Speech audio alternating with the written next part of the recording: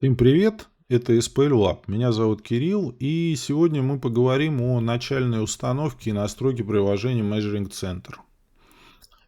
Возникают вопросы иногда, и вот хотелось бы на этом видео показать, как это лучше всего сделать. В общем, источником для программы может быть две вещи. Это либо диск, входящий в комплект, либо сайт. Можете спросить, зачем нужен диск в 2025 году, но порой у нас бывает плохая связь или нет возможности скачать, и поэтому на диске, в общем-то, все это у вас всегда будет. Вот. Если мы откроем диск, мы увидим на нем три папочки.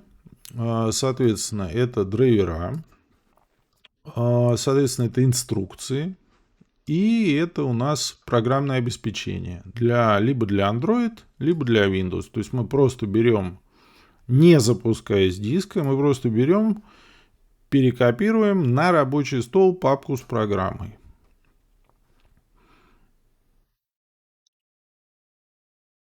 Вот, пускай копируется.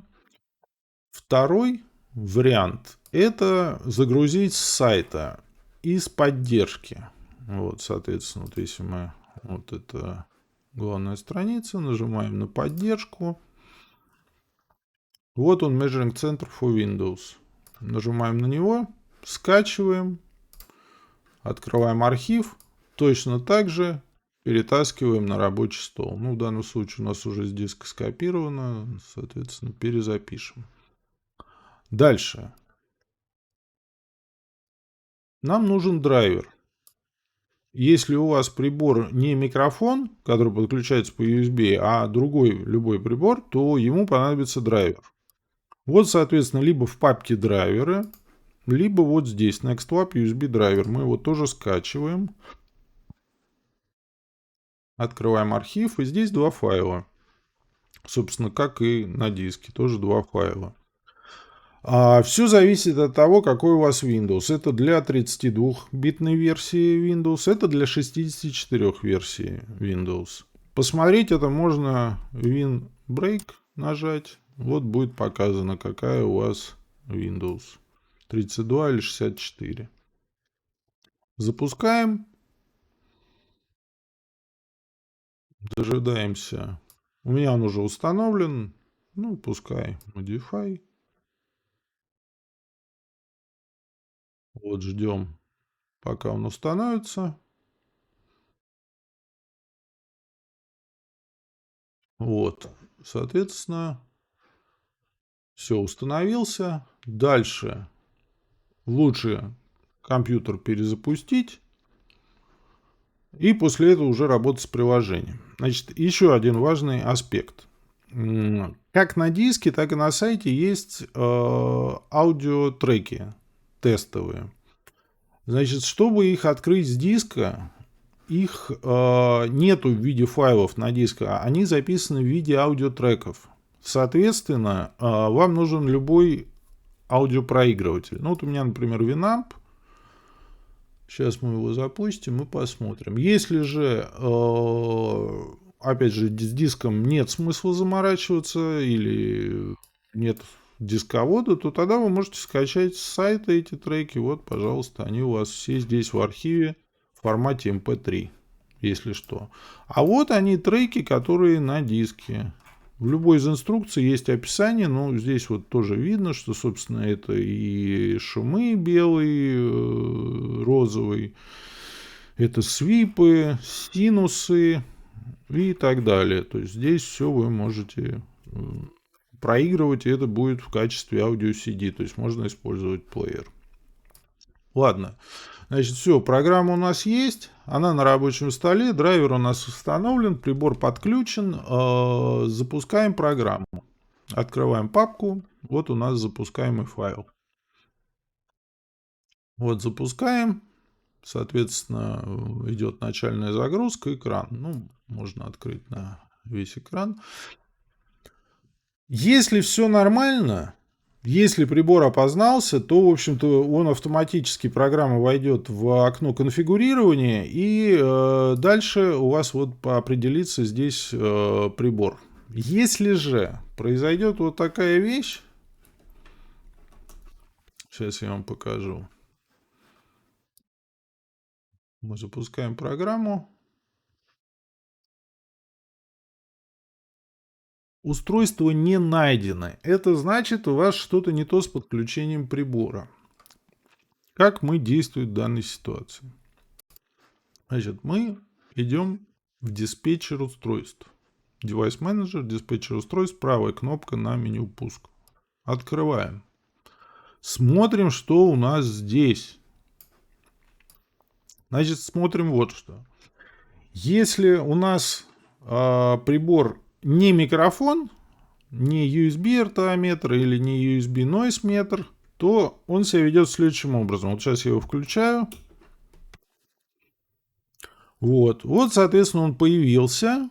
Потом он исчезнет и появится обратно. Вот, у меня все правильно. ST Microelectronics Virtual COM Port.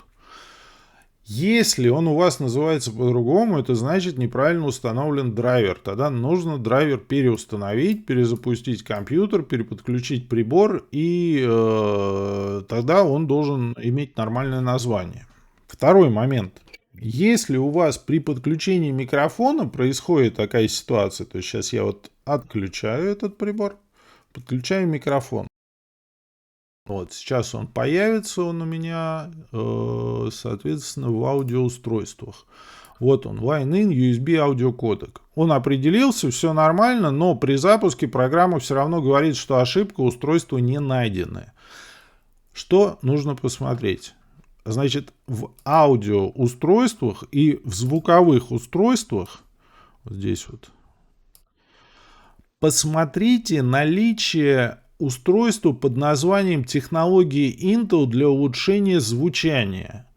Там их может быть несколько. Для улучшения звучания микрофона, для улучшения звучания USB устройств. Отключите все эти устройства. Вот так, правой кнопкой отключить устройство. Потому что оно мешает нормальному функционированию этой вот технологии. Это улучшалка для звука. Мешает нормальному функционированию микрофона. Вот. После того, как вы отключите устройство, перезагружаем компьютер, переподключаем микрофон, и в принципе все должно стать нормально. Если не нормально, опять открываем диспетчер устройств, еще раз проверяем, что вот эти вот технологии Intel улучшения звучания, они отключены. Вот, ну, будем считать, что у нас все отключено, все подготовлено, и давайте уже запустим само приложение и посмотрим, что там к чему. Запускаем.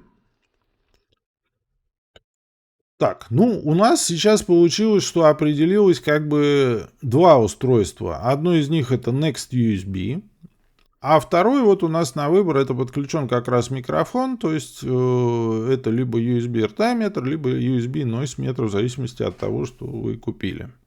Ну, давайте начнем все-таки с Next USB, потому что это под SPL серии, она сейчас как бы более ходовая, Next Lab.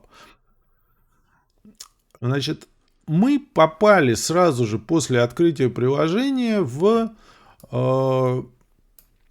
во вкладку конфигурации. Здесь мы должны сконфигурировать устройства, которые у нас подключены, с каким мы устройством будем работать и каким образом у нас все будет, что у нас будет на портах и так далее. Давайте пойдемся по пунктам.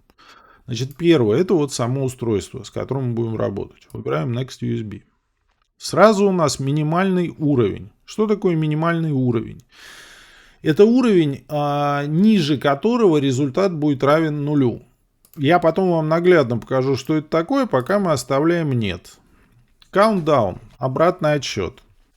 Можно поставить галочку, это значит у нас время замера будет считаться не 1, 2, 3, 4, 5, а от максимума, то есть там, допустим, если замер 30 секунд, это 30, 29 и так далее, чтобы сразу видеть, сколько осталось до конца замера.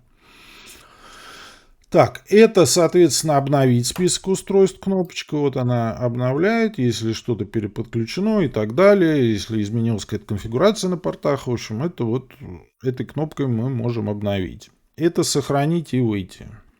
Вот. Язык. Вот, ну, будем использовать английский как интернациональный, скажем так. Тема. Ну, это, собственно, тема, как выглядеть должно у вас само приложение. Вы можете разные попробовать. Вот, может темное, может быть светлое. В общем, здесь кому что нравится. Вот мне нравится луна, по-моему. Вот такой, да, неплохой небесного цвета. Дальше а, папка, значит, в которой у нас находятся лиги.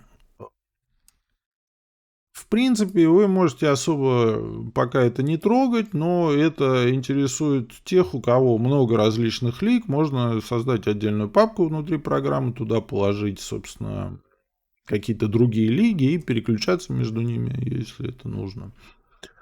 LAN config, вот это вот конфигурация сети. Значит, в данном случае у нас приборы подключены по USB, но приборы также могут быть подключены и по Wi-Fi через сеть. Соответственно, вот здесь мы задаем параметры, они все по умолчанию, их, в общем-то, трогать не надо. Собственно, включено или выключен поиск по сети. Далее. Вот, значит, самое уже главное, что у нас за прибор подключен. Подключен у нас Next USB, серийный номер, версия прошивки, наличие Wi-Fi модуля у него нету. И дальше идет конфигурация всех 4 портов. Соответственно, у меня сейчас подключен только к первому порту датчик SPL. Соответственно, все остальные я ставлю на нет. И я рекомендую при работе отключать в конфигурации неиспользуемые порты, потому что чем у вас здесь больше навешено, тем, соответственно, это больше нагружает в систему. Если у вас прибор там на батарейках, допустим, беспроводной, это, соответственно, будет больше его нагружать, быстрее разрядится батарейка. Так что оставляем только SPL на первом порту, нажимаем «Выгрузить». Все, конфигурация выгрузилась. И вот последний пункт конфигурации строгий контроль батарейки. Значит, для чего это нужно? Это нужно для того, чтобы нам видеть напряжение питания прибора. Зачастую возникают проблемы с плохими портами USB, с плохими кабелями, там еще с чем-то. Здесь мы можем точно в цифрах увидеть, какое напряжение у нас питает прибор. Вот, видите, у меня сейчас это 4,8 вольта. При заявленных 5 вольтах на USB, ну, это как бы нормально, то есть какая-то просадка в 0,2-0,1 вольта у нас на кабеле, это допустимо. Допустимо до 4,5 вольта. Если это значение будет меньше, у вас здесь будет красным цветом выполнена индикация, и как бы, ну, то есть нужно будет что-то решать, либо менять кабель, либо разбираться с портами ноутбука, почему они дают меньше, чем нужно питание, либо что-то с прибором. Ну, в общем, здесь у вас под 5 вольт должно быть там 4,6, 4,7 и так далее. После того, как мы все вот это вот сконфигурировали, мы нажимаем «Сохранить». И все. Дальше мы можем уже работать с программой и выполнять измерения. Значит, что из себя представляет главный экран? Вот это у нас как раз вкладочка конфигурации, в которой мы сейчас все настраивали. И это основные режимы. Базовые режимы. Режим SPL для замера, соответственно, давления на синусе. Режим RTA, замер АЧХ на микрофоне, на качество звучания. Режим SQL, это режим используется при замере громких фронтов, то есть это среднее давление во времени и по АЧХ. Режим AVG, это Bass Race, то есть это среднее на музыке, на сабвуфере. Режим PWR, Power, это режим замера мощности усилителей. И режим Delay — это режим для замера задержек, опять же, на микрофонах, на качество звучания, там задержки, ФЧХ и так далее. Вот, это значит у нас базовые режимы. Дальше, Event Mode. Это дополнительный модуль для проведения соревнований. Там мы можем создавать соревнования и, в общем, потом их повторно открывать, печать дипломы участникам и так далее. Но это модуль дополнительный, на него идет дополнительная лицензия за дополнительную плату. Есть еще специальные режимы. Это режим замер скорости ветра, то есть фактически программа пересчитывает звуковое давление в скорость ветра. Вот. И 3 режима, вот Real SPL, All-Round SPL и Subsonic Southside тоже. Я потом про них расскажу. Это режимы замера сабвуфера, такие интересные. Вот, потом мы к ним вернемся. Дальше у нас идут пользовательские лиги. Здесь вы можете сами эти лиги делать. Вот, то есть это не новая лига нажимаешь, и, в общем, тоже это я потом покажу. Это все создается с картинками и так далее.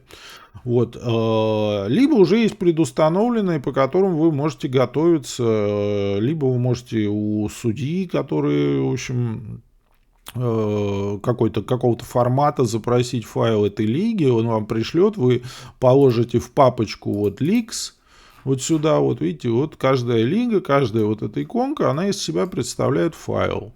Вот, то есть, соответственно, вы сюда кладете новый файл, и у вас появляется, соответственно, новая вот эта вот иконка. Также вы сами создаете их и так далее. Вот, ну, для примера, в общем, все мы вот сконфигурировали, настроили, у нас все запустилось. Давайте включим режим SPL. Вот, просто включим, соответственно, замер. Все, вот у нас пошел замер. Вот, собственно, я вам сейчас покажу, что такое минимальный уровень в настройках. Вот видите, у нас уровень шума покоя самого прибора, датчика SPL, составляет порядка вот 110 дБ. Меня иногда спрашивают, а почему мы, соответственно, в тишине включили прибор, откуда там берутся такие значения? Это уровень шума покоя самой схемы. То есть абсолютного нуля быть не может. Всегда у нас есть какие-то внутренние токи, какие-то шумы, какие-то наводки. И поэтому, поскольку программа все по-честному измеряет, что есть, она показывает, что есть вот такой вот уровень шума покоя. Если же нам не нужно его видеть, допустим, мы хотим все ниже 110 дБ не показывать. Мы просто сюда вписываем 110. Сохраняем. Пожалуйста, запускаем замер. Вот у нас 0. Соответственно, ну, здесь у нас показан текущий результат, а здесь у нас 0, пока мы, в общем-то, не... Вот здесь, сейчас я просто рукой пошевелю, вот, соответственно, был всплеск, и было показано, что значения были выше 110.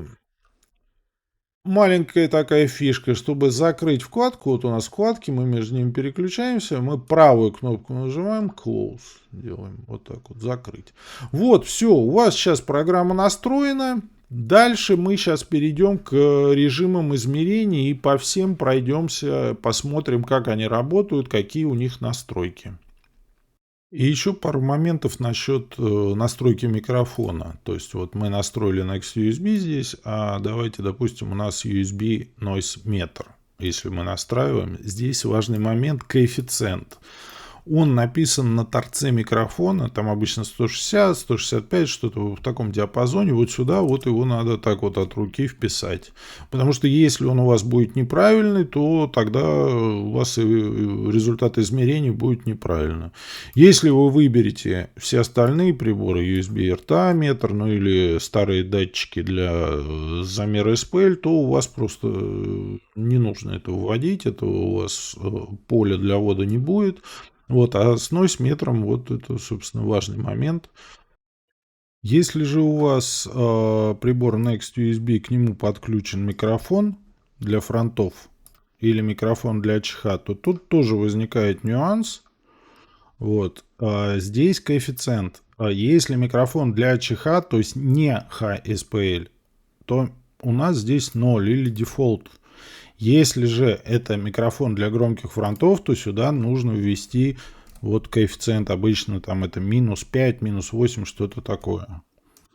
Вот это важно, не забываем про это. Всем спасибо. С вами был SPL Lab, Кирилл. До новых встреч.